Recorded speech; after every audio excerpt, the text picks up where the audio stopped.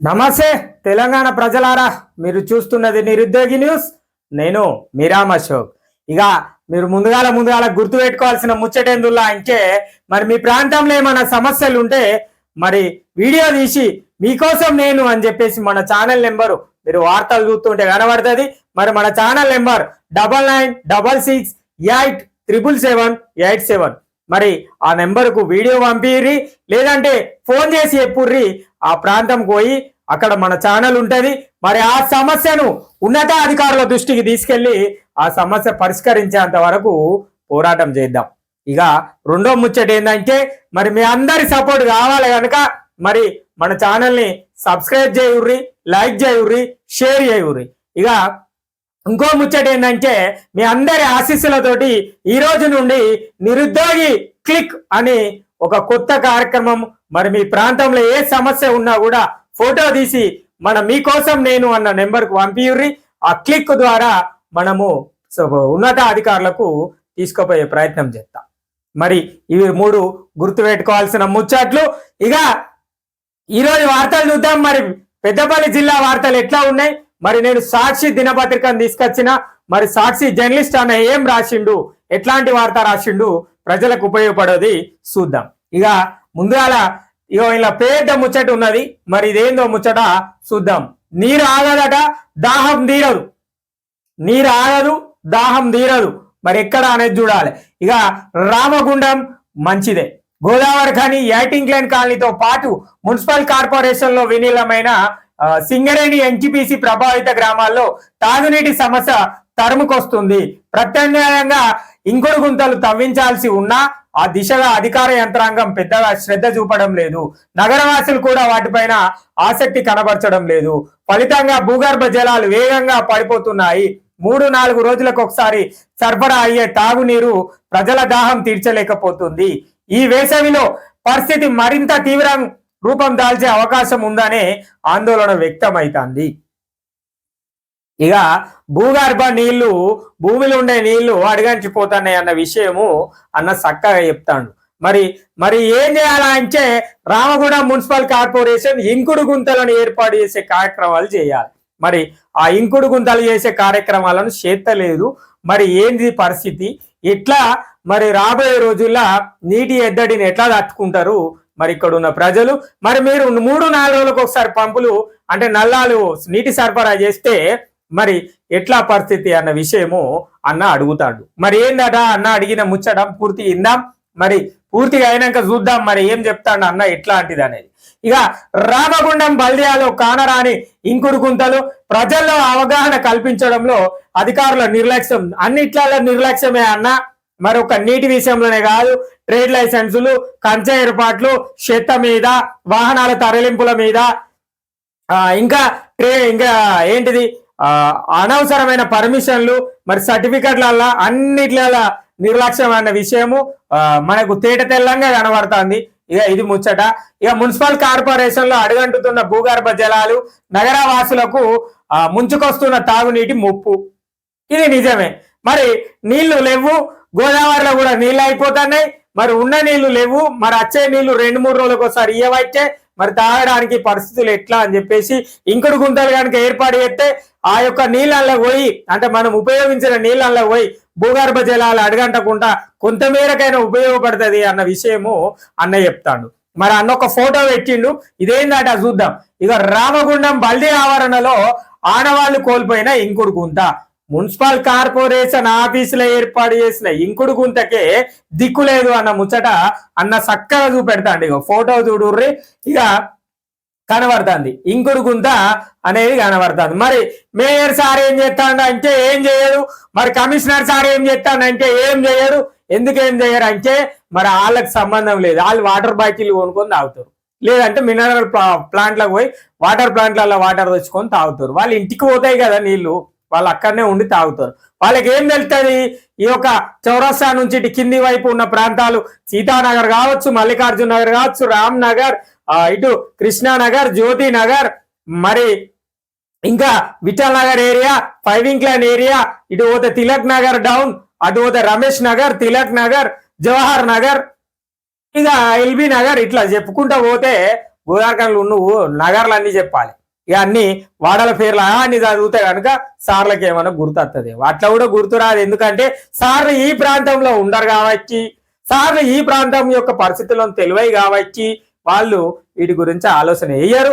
మరి కనీసం ఇంకుడు గుంతలకు అవగాహన కల్పించే ప్రయత్నం కూడా చేతలేరు మున్సిపాలిటీ వాళ్ళు అని చెప్పేసి ఈ అన్నయ్య చెప్తాడు. మరి ఏందో వార్త కూడా మొత్తం చూడాలి. ఇక రామగుండం నగరపాలక సంస్థ పరిధిలో భూగర్భ జలపాతాలన్నీ పడిపోతున్నాయి. వీటిని వృద్ధి చేయడానికి ఇంకుడు గుంతలు తవ్వేలా ప్రభుత్వం ప్రజలను ప్రోత్సహిస్తుంది. అయినా జనాలు శ్రద్ధ చూపడం లేదు, అవగాహన కల్పించాల్సిన అధికారులు పట్టించుకోవడం లేదు. ఫలితంగా రామగుండం నగరంలో తాగునీటి సమస్య తీవ్ర రూపం దాల్చుతుందని కనబడుతుంది. ఇక అన్న చెప్పేది కరెక్టే. ఇక గతంలో జల సంరక్షణ చర్యలు ఏం చేసింది? పూర్వీకులు నీటిని సంరక్షించడానికి అనేక విధానాలు పాటించారు. ఆధునికత పేరిట నేడు పెరుగుతున్న పట్టణాల సంఖ్య పారిశ్రామిక అభివృద్ధి సహజ వనరులతో పాటు నీటి వనరులను ధ్వంసం చేస్తున్నాయి. దీంతో భూమిలోకి ఇంకాల్సిన నీరు ఆవిరిగా మారిపోతుంది. ఇక నీళ్లు కింద లేవు కాబట్టి మరి పరిస్థితులు ఎట్లుంటాయి. ఇక నాకు ఒక అన్నయ్య చెప్పిండు, మరి ఆ అన్న మంచి ముచ్చటనే చెప్పిండు. ఈ వార్త గురించి ఒక అన్నతో నేను మాట్లాడితే నాకు ఒక అన్నయ్య చెప్పిండు. అయితే ఇది నిజమే ప్రజలారా, ఇది వాస్తవమైన ముచ్చట. మనం ఒకసారి ఆలోచించుకుందాం. మరి మన తాతలు ముత్తాతలు ఉన్నప్పుడు వాగుల దగ్గరలో లేదంటే బావిల దగ్గరలోనో చెల్మలు తవ్వుకొని నీళ్లు తాగేటోళ్ళు. ఇప్పుడు ఆ చెల్మలు కనబడుతున్నాయా? కనబడతలు. తర్వాత అంటే మన ముత్తాతలు చేసిన పని తర్వాత మన తాతలు వచ్చినాక బావుల దగ్గర కూడా నీళ్లు చేదుకొని తాగిర్రట. ఇది కూడా నిజమైన ముచ్చట. మరి మన తండ్రులు ఏం చేసిర్రు? పంపులు ఇప్పుకొని తాగుతారు. అదే కదా మరి ఇంటికి పంపొస్తుంది, అదే నీళ్లు తాగుతారు. ఇప్పుడు మనం ఏం చేస్తున్నాం? వాటర్ ప్లాంట్లలో పోయి వాటర్ కొనుకొచ్చుకుంటున్నాం, బాటిళ్ళలో చూస్తున్నాం. ఇక మరి మన తర్వాత తరం వాళ్ళు ఏం చేస్తారు? ఓన్లీ బాటిల్లే మిగులుతాయి కావచ్చు. ఇక వాళ్ళ తర్వాత తరం అంటే మనం ఉన్నది మనకు మనవడో మనవరాలో లేదంటే ఇంకా మన తర్వాత 2 తరాలలో ఏం చూస్తారు నీళ్ళు? ఇది ఆలోచన చేయాలి. ఈ అన్న మంచి చక్కటి ఆలోచన చెప్పిండు నాకు. ఇది నిజమైన ముచ్చటనే. మరి ఈ అన్న చక్కటి ఆలోచన చెప్పిండు. దీని గురించి కనుక మాట్లాడితే నిజమే కదా ప్రజలారా. ఒకప్పుడు పూర్వం మన తాతల కంటే వాళ్ళ తండ్రులు కూడా చెలిమల్లో నీళ్లు తాగేవాళ్ళట. అది మనందరికి తెలిసిందే. మరి ప్రస్తుతం మనం వాటర్ బాటిళ్ళు లేదంటే వాటర్ ప్లాంట్ల నీళ్లు తాగుతున్నాం. ఎందుకంటే భూగర్భ జలాలు అడుగంటిపోతున్నాయి. అంటే ఎందుకు అడుగంటిపోతున్నాయి? దానికి దీనికి సంబంధం ఏంటంటే మరి మనకి ఏమైనా చెట్లు ఉన్నాయా? ఉన్న చెట్లు అని కొట్టేసుకోవాలి తిని. ఇక మంచి ముచ్చటనే, ఇది గుర్తు చేసుకోవాలి మనం. మరి గతంలో ఎట్లా ఉండే వాతావరణ పరిస్థితులు, ఇప్పుడెందుకు వాతావరణ పరిస్థితులు అట్లా మారిపోతున్నాయో అర్థం చేసుకోవాలి. అంటే ఎంత మేరకు మనం అభివృద్ధి చెందుతున్నాం అనేది తెలుసుకోవాలి. రాను మన ప్రాంతాలలో తాగునీరు కూడా దొరకని పరిస్థితి ఏర్పడేటట్టే కనబడుతుంది. ఇక అన్న చెప్పింది, అన్నకు హ్యాట్స్ ఆఫ్. మంచి కాన్సెప్ట్ ఇది. ఇక ఐనూరి పర్యవేక్షణ కరువు. నగరంలో బహుళ అంతస్తులు భవనాలు ఇతర నివాసాల ఆవరణలో ఇంకుడు గుంతలు నిర్మించాల్సి ఉంది.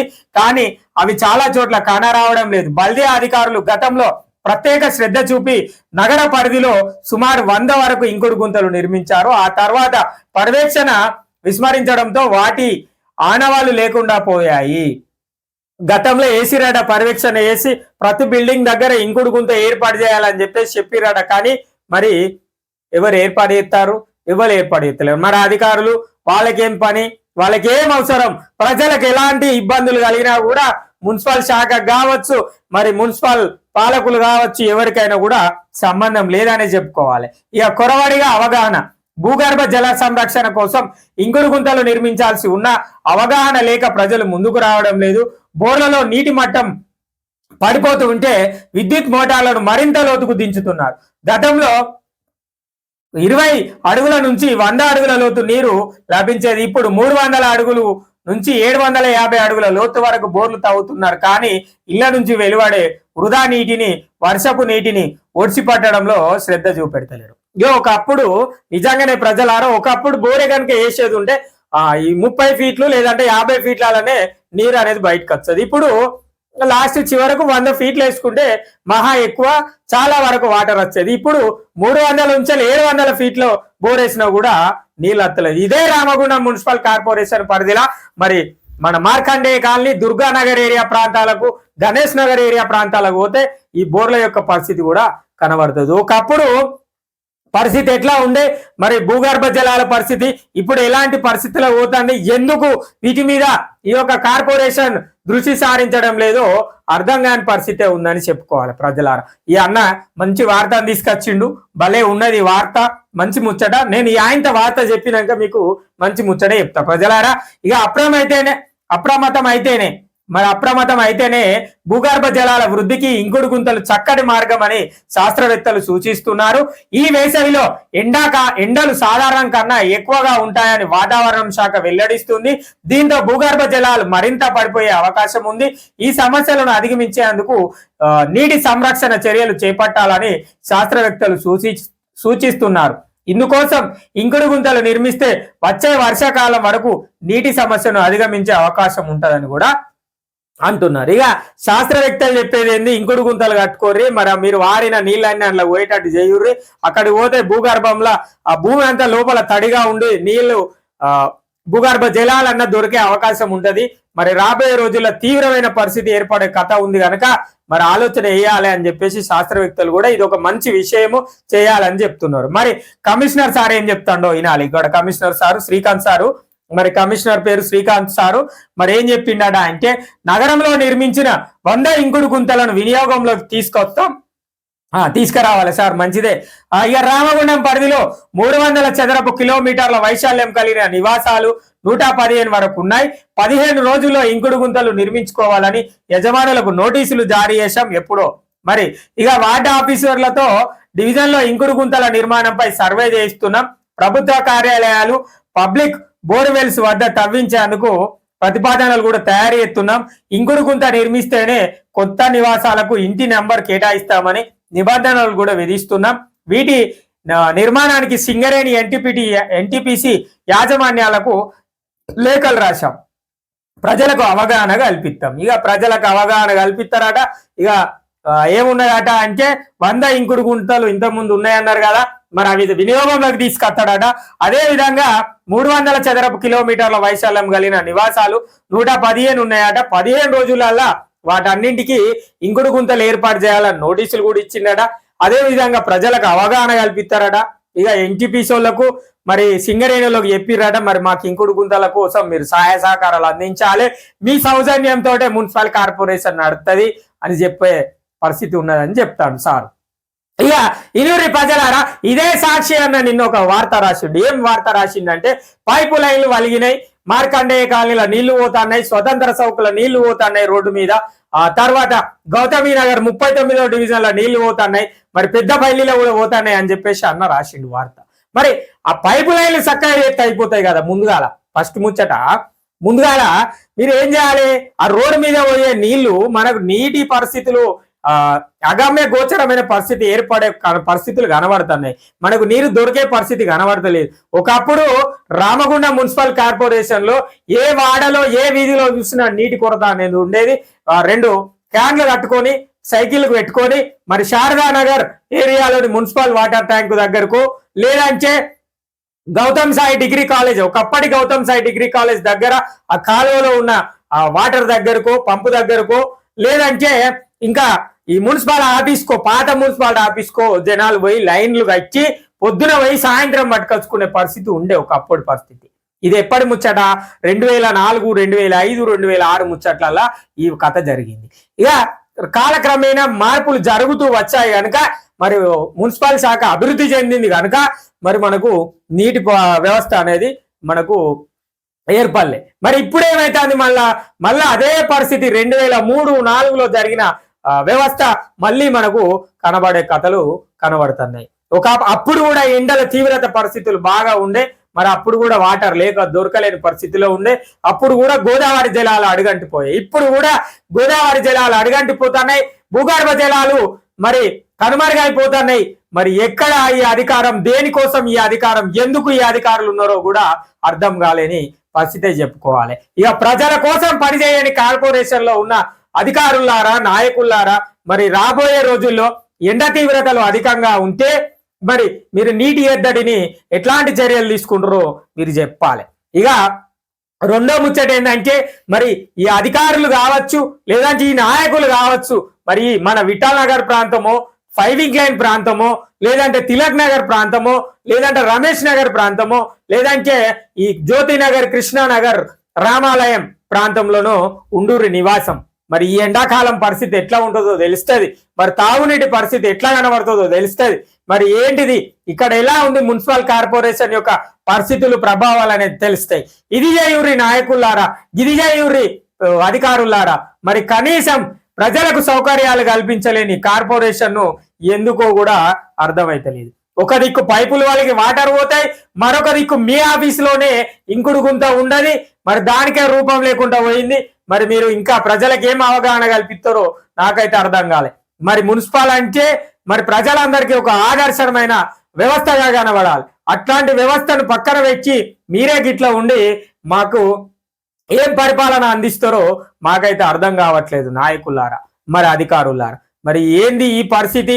మరి రామగుండం మున్సిపల్ కార్పొరేషన్ లో ఏం పరిపాలన సాగుతుంది, ఎలాంటి పరిపాలన సాగుతుందో కూడా అర్థమైతలేదు. మీరు ఏంటిది రాజకీయ నాయకుల కోసం మీరు ఫ్లెక్సీల పైన, రాజకీయ నాయకుల కోసం ఏర్పాటు చేసిన ఫ్లెక్సీల పైన పెట్టిన దృష్టి ప్రజల పైన, ప్రజలకు అవగాహన కల్పించాల్సిన ఇంకుడు గుంతల పైన కనుక పెడితే ఖచ్చితంగా మరి రామగుండం మున్సిపల్ కార్పొరేషన్ లో కొంతమేర కన్నా నీటి సమస్యను తట్టుకునే శక్తి మనము సంపాదించుకున్న వాళ్ళం అవుతాం.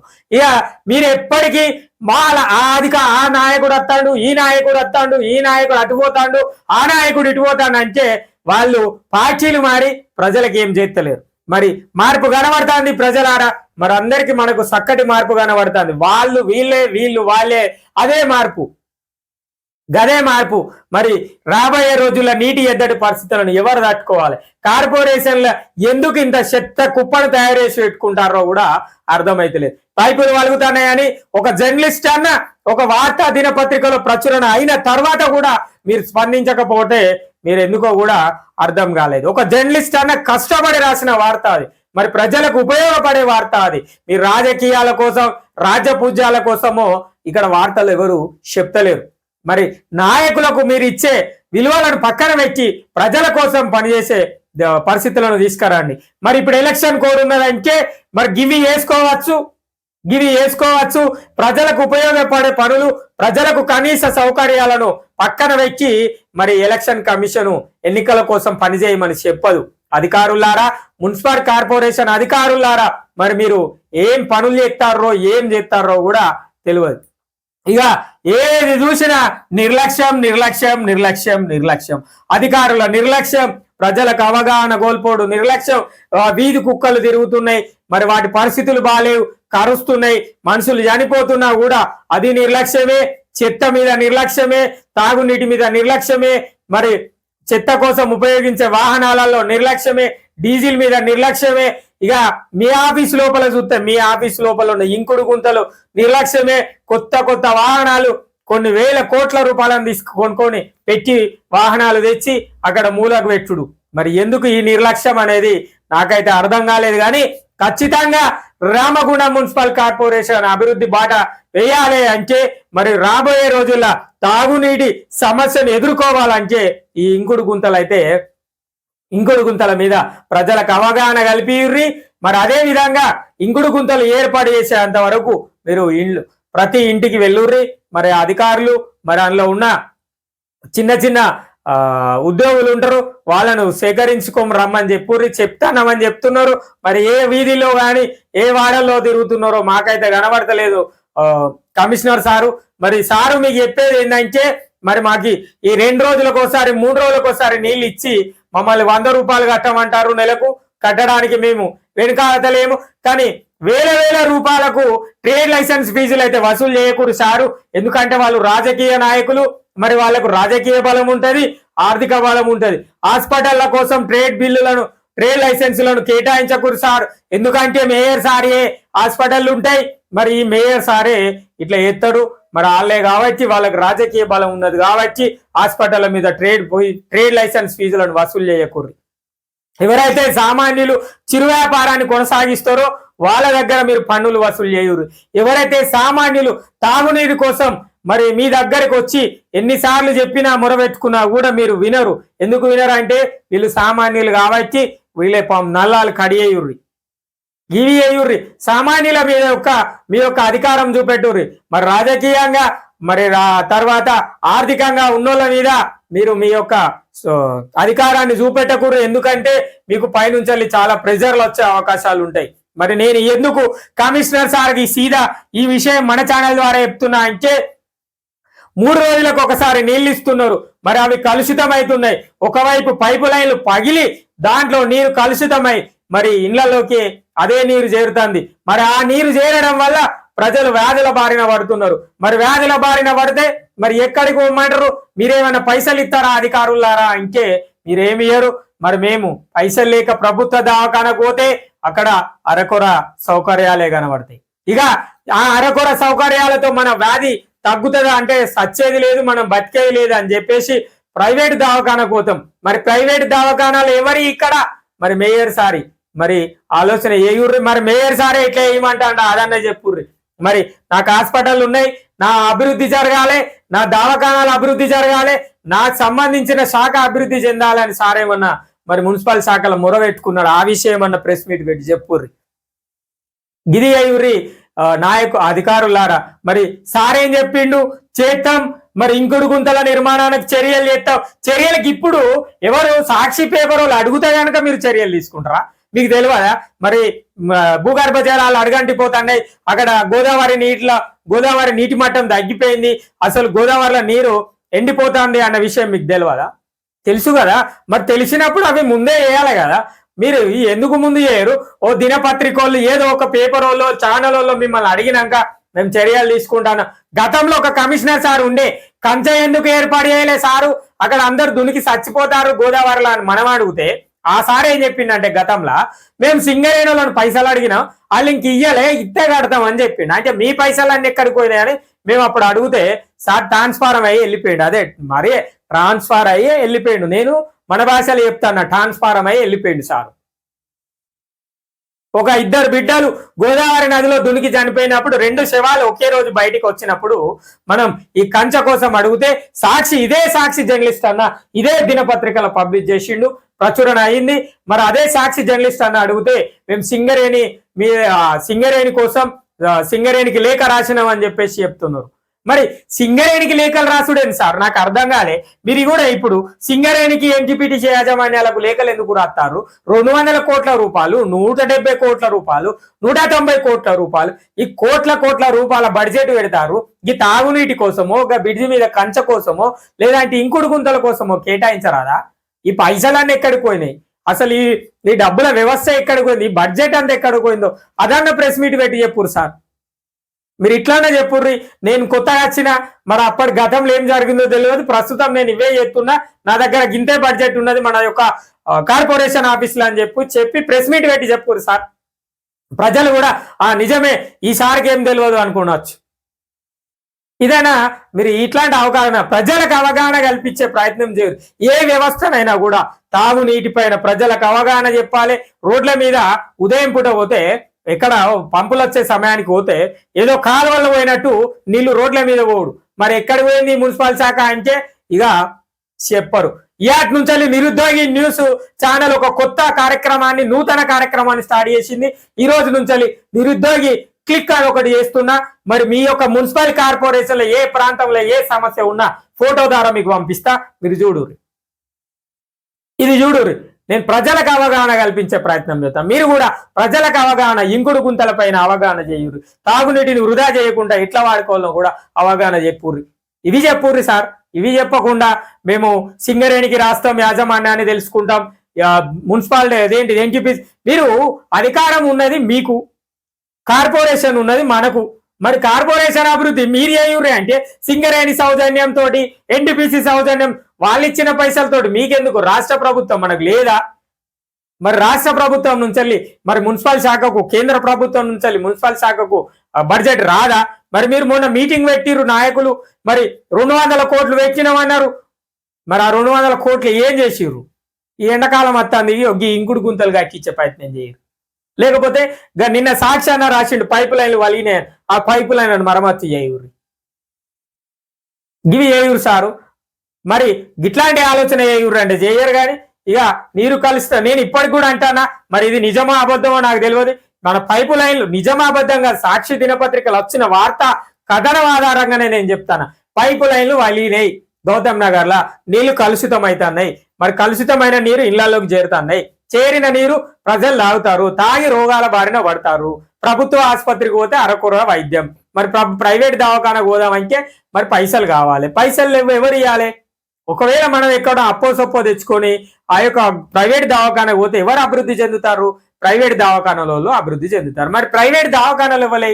మరి doctor mayor Anil Kumar sir ఇక సార్ నేను నాకు జనరల్ తో నాకేం పని అని సార్ అంటాడు. కానీ సార్ డాక్టర్ కాబట్టి మిగతా డాక్టర్లు అభివృద్ధి చెందాలనుకుంటారు. రాజకీయ నాయకుడు వాళ్ళ తోటి రాజకీయ నాయకుడు అభివృద్ధి చెందాలనుకుంటాడు, కానీ కింది కార్యకర్త అభివృద్ధి చెందాలని అసలే అనుకోడు కదా. అంతే కదా. ఇది కూడా గట్లనే ఆలోచన వేసుకోవాలి. సార్ కూడా అట్లనే చేస్తాడేమో అని నాకు అనిపిస్తాను. మరి ప్రజలారా మీకేమన్నా అనిపిస్తే కామెంట్ చేయరు. నేను నాకు అనిపించిన ముచ్చటే చెప్పిన, ఇది నిజమే. ఇప్పుడు మనకు చూడుర్రి, ఇదొక ముచ్చట, దీంట్లో కూడా ఒక ముచ్చట ఉన్నది. దీంట్లో ఏం ముచ్చట ఉన్నది అంటే మరి భూగర్భ జలాలు అడుగంటిపోతున్నాయి. అప్పుడు మనకు తాగునీటి సమస్య అనేది కనబడుతుంది. తాగునీరు దొరకనప్పుడు మనం ఏం చేయాలి? వాటర్ ప్లాంట్లలో పోయి కొనుక్కోవాలి. అంటే వాటర్ ప్లాంట్లను అభివృద్ధి చేసే ప్రయత్నం చేస్తారా రామగుండం మున్సిపల్ కార్పొరేషన్? మరి ఇప్పటికే మనం నీళ్లు కొనుకొచ్చుకొని తాగే పరిస్థితులలో ఉన్నాం. ఇంకా కూడా కొనుకొచ్చి ఇదే మన బెంగళూరు సిటీయా? మరి రామగుండం మున్సిపల్ కార్పొరేషన్ మనకు లేదా? గోదావరి మన పక్కన తలాపున్నే గోదావరి ఉన్నది కదా. మరి ఎందుకు అంత పెద్ద ఏంటి డ్యాములు కట్టిరు, ప్రాజెక్టులు కట్టిరు. మరి ఆ ప్రాజెక్టులలో నీళ్ళన్నీ నిలుచుకొని పక్కన భూగర్భ జలాలను కూడా మెయింటైన్ చేయలేకపోతే ఎట్లా మనం?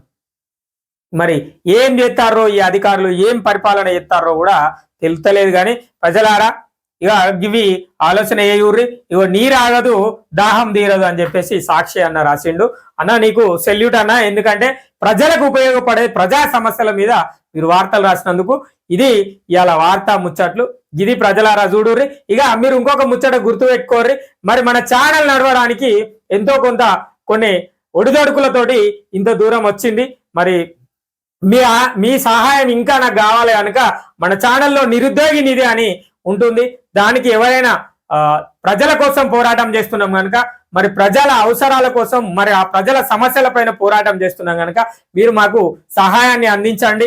మరి ఎవరైనా సహాయాన్ని అందించాలనుకుంటే నిరుద్యోగి నిధి అని మన ఛానల్లో కనబడుతుంది. దాని ద్వారా మన ఛానల్కు సహాయాన్ని అందించవచ్చు. ఇది ప్రజలారా ఇవాళ సాక్షి జర్నలిస్ట్ అన్న తీసుకొచ్చిన రామగుండం మున్సిపల్ కార్పొరేషన్ వార్త.